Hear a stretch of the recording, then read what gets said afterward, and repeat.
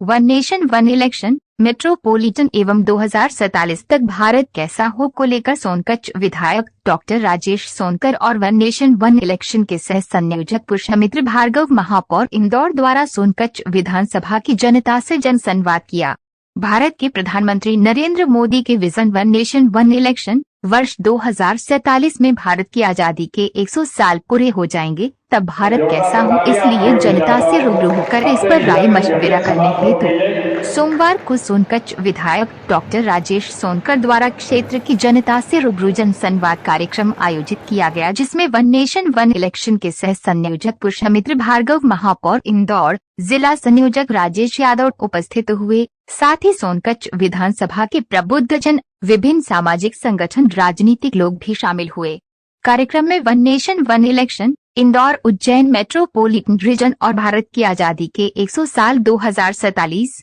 में पूरे होने पर भारत कैसा हो पर उपस्थित अतिथियों ने प्रबुद्ध जनों से चर्चा कर उनके विचार जाने। मुझे शायद बताने की आवश्यकता नहीं, आप सब प्रबुद्ध जन बैठे हैं, समाज को दिशा देने वाले लोग यहाँ पर बैठे हैं। हम सब ने अनुभव किया है कि आज का जो भारत है वो करवट लेता हुआ भारत है। आज का भारत ये नया भारत है। जितनी तीव्र गति से भारत में बदलाव हम देख रहे हैं, चाहे वो आर्थिक क्षेत्र हो, चाहे वो सामाजिक क्षेत्र हो, चाहे वो राजनीतिक क्षेत्र हो या सांस्कृतिक क्षेत्र हो, इस बदलाव को हम प्रत्यक्ष रूप से कहीं ना कहीं अनुभव कर रहे हैं। और मैं समझता हूं कि भारत का जो हमारा समकालीन आधुनिक इतिहास है, उसको अगर हम